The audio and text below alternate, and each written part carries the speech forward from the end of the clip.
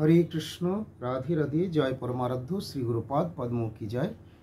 सुप्रिय भक्तबृंद दर्शक बंधु आज के आलोचनार प्रारम्भे सर्वाग्रे आमि आमार नित्य जीवनदाता परमाराध्य श्री गुरुपाद पद्मे पुनः पुनः असंख्य साष्टांग धन्यवाद प्रणति निवेदन करी एवं तत्परे गुरुपाद पद्मेर हृदय धन प्राण सर्वस्व श्रीमान महाप्रभु श्री श्री राधा बनमालीजीर श्रीपाद पद्मे असंख्य प्रणति निवेदन करे गुरु गौरांग राधा गोविंद बनमालीजीर सुख विधाने ब्रती हुए और आत्मशोधने प्रयासी हुए इष्टदेवगणेर कृपा भिक्षामुखे प्रभुर कथा आलोचनाय ब्रती होच्छी। तार आगे आपनादेर सकलके आमि आमार आन्तरिक प्रीति शुभेच्छा एवं पूज्यपाद पद्मे सश्रद्ध प्रणति जानिए आजकेर आलोचना शुरू करछि। आलोचनार प्रारम्भे आपनादेर सकलेरই शुभेच्छा शुभ आशीर्वाद प्रार्थना करी जाते आमि आमार इष्टदेवेर कथा आलोचना करे धन्याति धन्य होते पारि।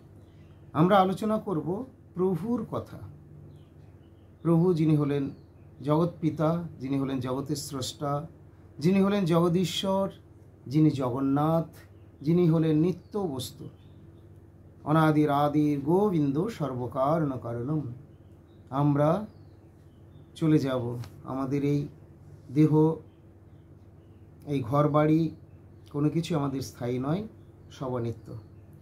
তাই আমাদের প্রত্যেকের নিত্য বস্তুর অনুশীলন করা একান্ত কর্তব্য।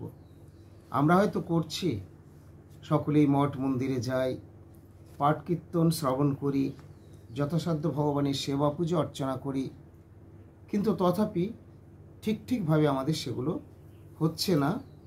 এগুলোই আমাদের গুরুপাদ পদ্ম গুরুবর্গ বৈষ্ণববৃন্দ মহাজনগণ বা শাস্ত্র আমাদেরকে পুনঃ পুনঃ জানাচ্ছেন। বলছেন এত করে হচ্ছে না, বলেন না এত করে হচ্ছে না।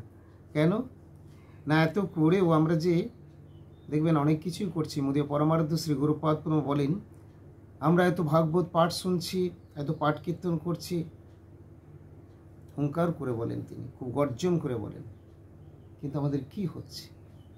তার মানে উনি কি বলতে চাচ্ছেন? বলতে চাচ্ছেন যে আমরা পাঠ কীর্তন ইত্যাদি সবই শুনছি, অ্যাটেন্ড করছি, আমাদের যে করণীয় যে কার্যগুলো দীক্ষিত ভক্ত বৈষ্ণবদের সেগুলোও করছি, কিন্তু যেভাবে ভগবানের প্রতি অনুরাগ হওয়ার কথা না সেই অনুরাগ হচ্ছে, আর ইতর কার্যে যে বিরাগ হওয়ার কথা না আমাদের সেইরূপ বিরাগ হচ্ছে। পরন্তু ঠিক উল্টো হয়ে গেছে। কি হচ্ছে? ইতর কার্যের প্রতি আমাদের অনুরাগ হচ্ছে আর ভগবত বিষয়ে আমাদের বিরাগ হচ্ছে। সেটা কীরকম না, দেখবেন ভগবানের জন্য আমরা সময় পাই না, ভগবানের জন্য সময় পাই না। প্রত্যেকেই বলবেন মহারাজ আমি তো খুব ব্যস্ত, গুরুদেব আমি এত ব্যস্ত যে আমি আমার নির্বন্ধ হরিনামটাও প্রত্যেক দিন করার সময় পাচ্ছি না।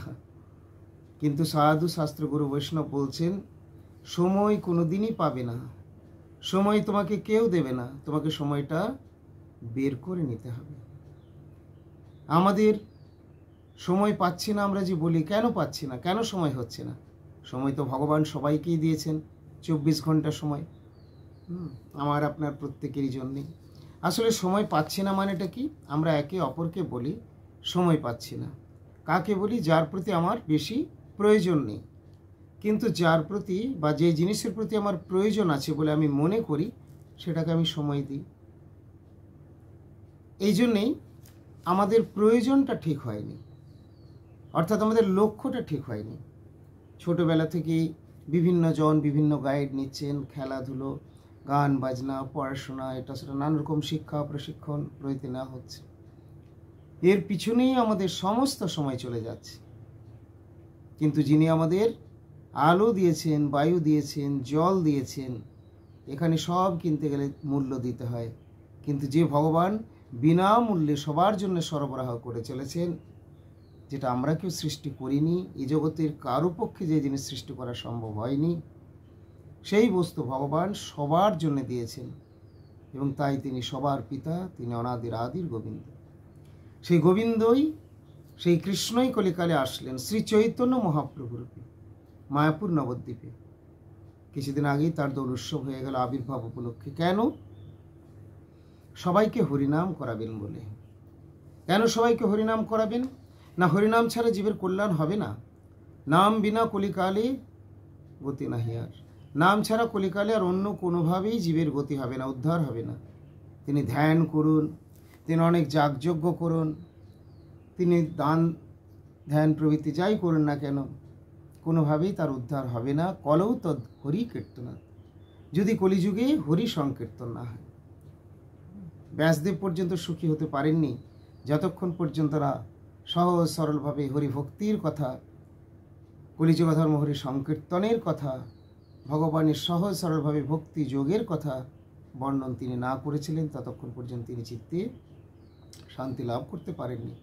তাই নারদমুনি তাকে যখন পুনরায় উপদেশ করলেন এবং তার উপদেশে যখন ব্যাসদেব পুনরায় সেই কথা আবার বর্ণন করলেন, প্রকাশ করলেন, অর্থাৎ যেটি হলো শ্রীমদ্ ভাগবত, তখন তিনি চিত্তে পরাশান্তি পেলেন এবং সেই শ্রীমদ্ ভাগবত দিয়েছিলেন সুখদেব গোস্বামী প্রভুকে। এবং সেই শ্রীমদ্ ভাগবত গোস্বামী প্রভু শ্রীমদ্ ভাগবত কথা সুখদেব গোস্বামী প্রভু শ্রবণ করাচ্ছিলেন ভারত সম্রাট পরীক্ষিত মহারাজকে। যে পরীক্ষিত মহারাজ জানতে পেরেছেন যে আমার মৃত্যু অবশ্যম্ভাবী 7 দিনের মধ্যে, কি করতে হবে আমাকে, এই জন্য প্রণত চিত্তে প্রপন্ন চিত্তে সুখদেব গোস্বামী প্রভুর শ্রীমুখ নিঃসৃত বাণী শ্রবণ করছিলেন।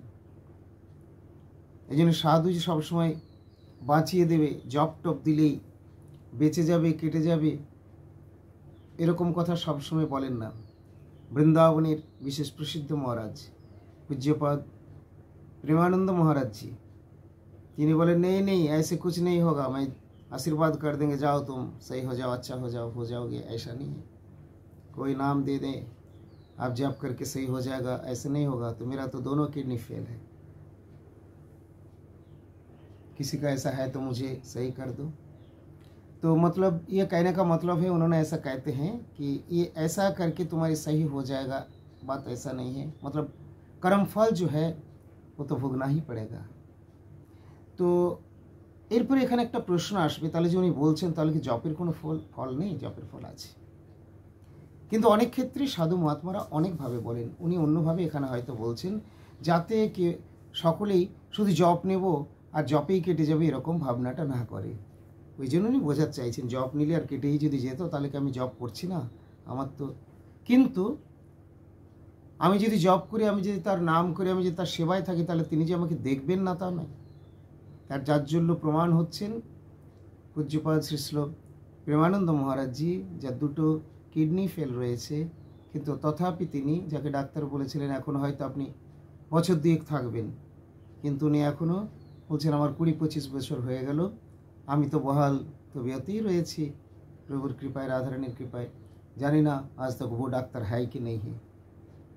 তো দেখুন, এই জন্যে এগুলো বোঝার আছে। তাহলে তখনই তিনি বলছেন জপ টপ এসে এগুলো করে যে সই হয়ে যাবে তা নয়, এই সমস্ত করলেই ঠিক হয়ে যাবে না।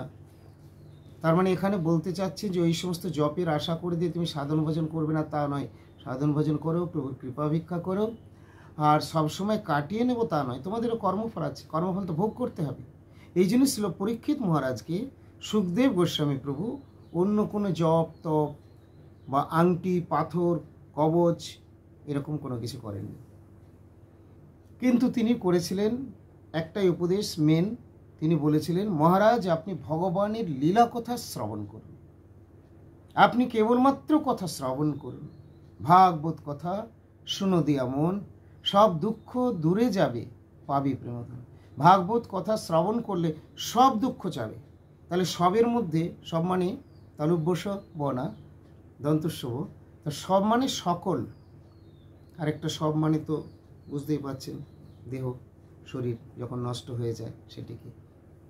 তো সব বলতে সকলের কথা বলছেন, সব দুঃখ সকল দুঃখ মানে যত জাগতিক আছে, যত কিছু আছে আপনার শারীরিক মানসিক জড়ে জাগতিক ত্রিতাপে যে আমরা দগ্ধীভূত হচ্ছি সেগুলো সব দুঃখ, এই সমস্ত দুঃখ চলে যাবে, সব দুঃখ দূরে যাবে আর পাবে প্রেমধন, প্রেম লাভ হবে। প্রেমটা কি না খুব দুর্লভ বস্তু, যেটা প্রাপ্ত হতে হলে ভগবানকে লাভ করা সহজ হয়ে যায়। তো প্রথমে ভগবানের প্রতি প্রেম চাই। প্রেম মানে হলো ভগবানের প্রতি ভালোবাসা, প্রগাঢ় প্রীতি ভক্তি। যেমন দুধটা ফুটিয়ে ফুটিয়ে ফুটিয়ে ফুটিয়ে সেটা রাবড়ি ক্ষীর চাচি হয়ে যাচ্ছে, সেই রকমভাবে পুরো ভক্তিটাকে আমাদের ফুটিয়ে মানে একবারে শুদ্ধ ভক্তি খাঁটি করতে হবে। এই ফোটানোটা হলো সাধন ভজন অনুশীলন। আর তা যদি না করি তাহলে দুধ খাঁটি হবে না, অর্থাৎ এখানে আমাদের ভক্তিটা খাঁটি বা প্রেম হবে না। আর প্রেম যদি না হয়, বিনা প্রেম সে নাহি মিলে নন্দলালা, নন্দলালাকে পাওয়া যাবে না, রাধারানীকে পাওয়া যাবে না, গোবিন্দ গোপাল বনমালীজিকে পাওয়া যাবে না। তাহলে আমাদের ভজন করতে হবে। বর্তমান দিনের মানুষ আমরা বেশিরভাগ ক্ষেত্রে সকলে প্রায় ভজনা করছেন না, সেদিকে মন দিচ্ছেন না। মঠে মন্দিরে কেউ কোথাও যাচ্ছেন, কেউ কিছু ডোনেট করে দিচ্ছেন, কেউ আরও কিছু, এতে something is better then nothing. না করার চেয়ে ভালো তাই করুন, যা করছেন ভগবানের সেবা তো হচ্ছে। কিন্তু মনে রাখবেন, তার মধ্যে সর্বশ্রেষ্ঠ নাম সংকীর্তন, শ্রবণ কীর্তনে জোর দিতে হবে, সাধু সঙ্গে জোর দিতে হবে, হরি কথা শ্রবণ করতে হবে, ভাগবত কথা শুনতে হবে। কার কাছ থেকে ভাগবত কথা শ্রবণ করবেন? শ্রী গুরুপাদ পদ্মের মুখ নিঃসৃত বাণী শ্রবণ করুন, ভাগবত কথা শ্রবণ করুন শ্রী গুরুপাদ পদ্মের শ্রীমুখ থেকে বা তাঁর কৃপাভিষিক্ত, কৃপা নির্দেশিত নিজজনদের কাছ থেকে। যেখানে সেখানে ভাগবত কথা শোনার কথা আমি গুরুপাদ পদ্মের শ্রীমুখে শুনিনি। সাধুরা এভাবে বর্ণন করেন না, সাধু শাস্ত্র এরকম বলেন না। ঠিক জায়গা থেকে হরি কথা শুনতে হবে। এই জন্যে যাও ভাগবত পড়ো বৈষ্ণবের স্থানে, একান্ত আশ্রয় করি চৈতন্য চরণে, চৈতন্যের ভক্তগণের নিত্য করে সঙ্গ, তবে তো তুমি জানিবে সিদ্ধান্ত সমুদ্র তরঙ্গ। সমুদ্রের ঢেউ একটা যাচ্ছে আরেকটা আসছে, তো ঢেউ যে শেষ হয়ে যাবে তা নয়। কেউ যদি তীরে সমুদ্রের পাড়ে গিয়ে বসে থাকে যে একটা শেষ হোক তারপরে আমি স্নান করব, ঢেউটা পেরিয়ে গেলে তো ঢেউ শেষ হবে না। ঠিক সেই রকম সংসারকে সমুদ্র বললেন। যারা মনে করেন তারা এই যে এরকম মন দিয়ে শুনবেন, যারা মনে করেন আজ নয় কালকে আমি এই সেবা কাজটা করব, আমি পরশু দিনে এটা করব, আমি আগামী বছরে দীক্ষা নেব, আরও 5 বছর পর যাক আমি তারপরে। প্রহ্লাদ উত্তর দিয়েছিলেন তার বন্ধুদেরকে। বন্ধুরা বলছে, প্রহ্লাদ আমরা সব রাজা মন্ত্রীর ছেলে, জীবনটা একটু উপভোগ করি, এখন হরি হরি হরি ভজন করে কী হবে? সেই বার্ধক্যের শেষের সময় চিন্তা করে দেখব। প্রহ্লাদ বলছেন, বন্ধু ভাই সব আমার, তোমরা কি কেউ জানো যে আমরা আরও 10-20 বছর থাকবো? যে কোনো মুহূর্তে তোমার আমার প্রাণবায়ু বেরিয়ে যেতে পারে। নিঃশ্বাসী নৈব বিশ্বাস কদারুদ্ধ ভবিষ্যৎ। আর যদি প্রাণবায়ু বেরিয়ে গেল, দেহ ত্যাগ হয়ে গেল, তাহলে আমাদের সর্বনাশ হয়ে গেল, জীবনটা ব্যর্থ হয়ে গেল। আর এই মনুষ্য জন্ম পুনরায় আমি নাও পেতে পারি, যেহেতু আমার কোনো হরিভজন আমি কিছু করিনি। এই জন্যে আমাদেরকে সময় থাকতে থাকতে আমাদের সুযোগের সদ্ব্যবহার, সময় সুযোগের সদ্ব্যবহার করতে হবে। যেহেতু জীবন সমাপ্তিকালে করিব ভজন, কখনো এ কথা নাহি বলে বিজ্ঞজন। ভক্তিবিনোদ ঠাকুর বলছেন, আজিবা শতেক বর্ষে অবশ্য মরণ, অবশ্য মরণ। নিশ্চিন্ত না থাকো ভাই, যত শীঘ্র পারো ভজ শ্রীকৃষ্ণচরণ। দেরি করো না, দেরি করলে আর ভজনের সময়টা তুমি নাও পেতে পারো। আজ নয় কাল, কাল নয় পরশু, করতে করতে করতে করতে কখন যে কার প্রাণবায়ু বেরিয়ে যাবে, হার্ট অ্যাটাক, স্ট্রোক, না কোনভাবে কীভাবে কখন আমি নিজেও জানি না। আমি আজকে আছি, কালকে আবার যে আপনাদেরকে ইউটিউবে কোনো আমি ভিডিও দিতে পারবো কি না আমি নিজেও জানি না। এবং আমি এই বিচার নিয়েই চলি, তার জন্য আমি আমার আপডেট করে রাখার চেষ্টা করি। অনেকেই বলেন মহারাজ এত ছোটাছুটি করছেন, একটু শরীর বুঝে চিন্তা করে। তারা ভালোই বলেন, আমার ভালোই চান, তাদের সকলকে আমার প্রণাম। কিন্তু আমি এটাও বলি, অনেকেই তো পূর্বপুরুষরা খুব চিন্তা করে করে চলেছেন, কেউ তো কিছু করতে পারেননি, কত চিন্তা করেছেন। আমি আমার ব্যাংক ব্যালেন্স করে রাখি, আমি আমার পুত্র কন্যা দ্বারা পরিবেষ্টিত থাকি, আমার অনেক জমি জমা ল্যান্ড সম্পত্তি করে রাখি। ফিরবি এমন এমন হয়ে যায় যে কখনো সেই সমস্ত কাজ হিসেব নিকেশ কমপ্লিট করার অবকাশ পান না, টুক করে চলে যান। তখন অন্তিম হয়তো কেউ চিন্তা করার সময় পান 1-8 মিনিট যে আমার কী হলো, সব ছেড়ে দিয়ে চলে যেতে হচ্ছে। তখন ভাবেন মাধব হাম পরিণাম ও নিরাশা। আর কেউ বা চিন্তা করারও সময় পান না, তখন দেহ ছেড়ে দিয়ে চলে গেলেন। পরে সে আত্মা গিয়ে আবার হয়তো অন্যত্র কোথাও চিন্তা করবে, তার খাতাপত্র দেখা হবে, চিত্রগুপ্ত হিসেব নিকেশ করবেন, সেইভাবে তার পরবর্তী পোস্টিং হবে। মানুষ হবে না কুকুর হবে, ভক্ত হবে না অসুর হবে, সেইগুলো। তাই মহাজন মহাপুরুষ বলছেন এবং তাদেরকে শ্রী চৈতন্য মহাপ্রভু পাঠিয়েছেন। যে মহাপ্রভু হলেন রাধা কৃষ্ণ মিলিত তনু, নিজের মাকে শিক্ষা দিলেন, মা মনে চিন্ত কৃষ্ণ মুখে বলা হরি। তাই আপনারাও কলিযুগ ধর্ম হরি সংকীর্তন মনে রাখবেন। সুখদেব গোস্বামী প্রভু কিন্তু জপ, আংটি, কবচ বেশি দেননি। তাই এটা হলো নিরেট ভক্তির কথা, বাকিগুলো কিন্তু বঞ্চনার কথা। বলবেন এইরকম বঞ্চনা করে, আপনি বঞ্চিত চাইলে আপনাকে বঞ্চনা করবেন। কিন্তু যদি বঞ্চিত হতে না চান, তত্ত্বে অনুকম্পাং সুসমীক্ষমান ভুঞ্জান এবাত্মকৃতং বিপাকম হৃদ বাক বপুভি বিদধার নমস্তে জীবে তোজ মুক্তি পদে সদাই ভাগ। তাঁর অনুকম্পা জেনে, কৃপা জেনে সবটাই যদি সহ্য করে নিই, সহ্য করতে করতে অর্থাৎ ভোগ করতে করতে যদি আমি ভগবানেরই হয়ে থাকি, তুমি যা করছো করো, মা রবি রাখ হবে যে ইচ্ছা তোমার, মারতে হয় মারো, রাখতে হয়, কিন্তু আমি তোমাকে ছাড়ছি না। কথায় বলে না, যা করো গৌরাঙ্গ হরি তোমায় আমি ছাড়ছি না।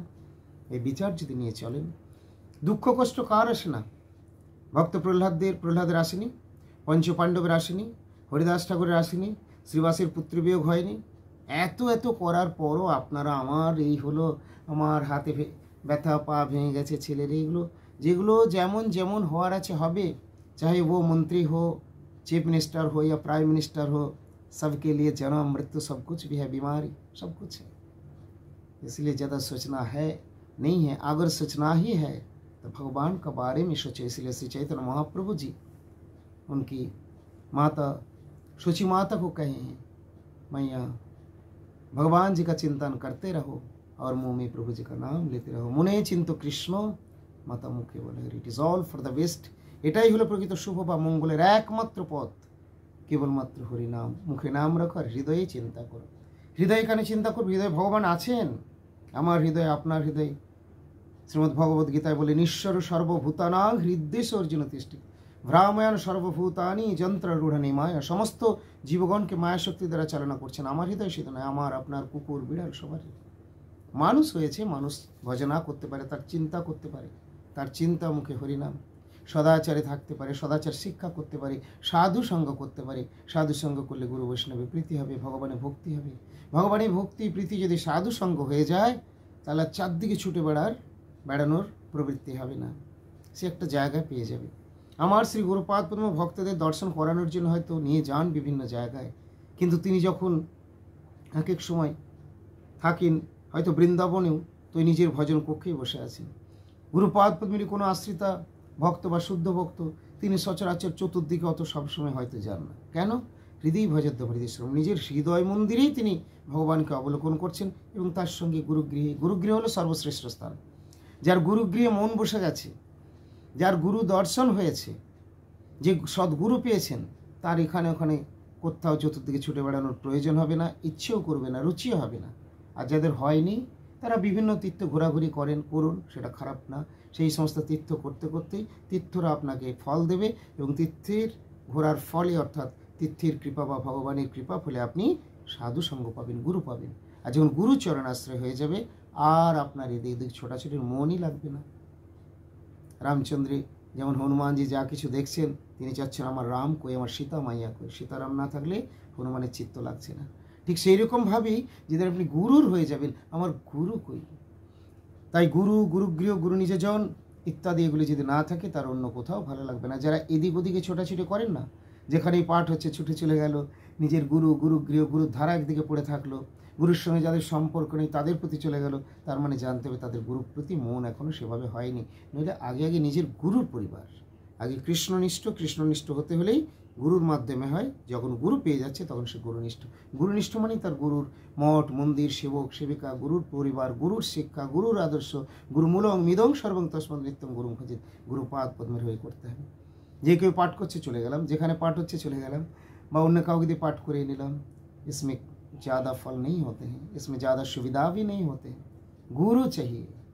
श्रीमद् भागवत में ऐसा ही कहे हैं, बिना गुरु প্রসাদিন কৃষ্ণ প্রাপ্তি না যাইতে। সুদামার ক্ষেত্রে আমরা দেখেছি যে গুরু সেবার ফল কতটা। এখানেও শিক্ষা দিলেন কৃষ্ণ, সব আশীর্বাদ যে করেছিলেন কৃষ্ণকে, সুদামাকে শান্তিপুরী মুনি দেখিয়ে দিয়েছিলেন যে গুরু সেবা ছাড়া কিন্তু কখনো হয় না, গুরু প্রসন্নতা চাই। কলিকালেও শ্রী চৈতন্য মহাপ্রভু তিনি নিজেও দেখালেন গুরুকরণ করে, বিনা গুরু প্রসাদিন কৃষ্ণ প্রাপ্তি না যাইতে। তাই গুরুর আনুগত্যে চলুন। বৈষ্ণবদের প্রতি যারা গুরু দেবতাত্মা একনিষ্ঠ, তাদের প্রতিও আদর শ্রদ্ধা রাখুন। যদিও সেগুলো আমরা সবসময় বুঝে উঠতে পারি না কে একনিষ্ঠ কিনা। তো এই জন্য ভক্তিবিনোদ ঠাকুর বলেছেন, সকলে সম্মান করিতে সকতি দেহনাথ যথাযথ। প্রত্যেককে যথাযথ সম্মান দেবেন, যার পক্ষে যেটুকু দেওয়া সম্ভব সেইভাবে। আর কৃপা ভিক্ষামুখে হরে নাম করবেন। আগামী কাল বাদ দিয়ে আমি আজকে ভিডিও প্রস্তুত করছি। তো কাল বাদ দিয়ে হচ্ছে পরশু দিন, আজকে হলো 4 তারিখ, 4 এপ্রিল। 5 এপ্রিল বাদ দিয়ে 6 এপ্রিল হচ্ছে রামনবমী। আমরা পুরুলিয়া শ্রী গৌরাঙ্গ মঠ থেকে পুরুলিয়ায় ভক্তদের আয়োজনে বোঙাবাড়িতে একটি বিশাল প্রোগ্রাম হলো। বহু ভক্তের সমাগম হয়েছিল, তারা পাঠ কীর্তনে অংশগ্রহণ করেছিলেন, অনেক ভক্ত প্রসাদ পেয়েছেন। এবং সেখানে সেই অনুষ্ঠানের পরে আমরা আবার গতকাল ফিরে এসেছি আমি হেতুমপুর শ্রী গৌরাঙ্গ মঠে। ভক্তরা অনেকেই খোঁজখবর নিচ্ছেন কখনো সত্য কখনো মিথ্যে বলতে হচ্ছে। মহারাজ আপনি চলে এসেছেন, কেননা এখন আমি আসলেও টাইম দিতে পারবো না, এই ঢুকেছি, আবার হয়তো বেরিয়ে যাব। তাই আগামী পরশুদিন শ্রী রামনবমী আছে। আপনারা শুনেছেন আগে আগে কীভাবে, বিশেষ কিছু না হলেও এই দিনটি একটু যারা এখনও সদাচারের মধ্যে আসেননি তারা অবশ্যই শুদ্ধ সদাচার বা পবিত্রতা চেষ্টা করুন। আর যারা ভক্তবৃন্দ রয়েছেন তাদেরকে তো বলার কিছু নেই, তারা জানেন ভগবান শ্রী রামচন্দ্র, ভগবান শ্রীকৃষ্ণচন্দ্র, ভগবান গৌরসুন্দর তারা সব অভিন্ন।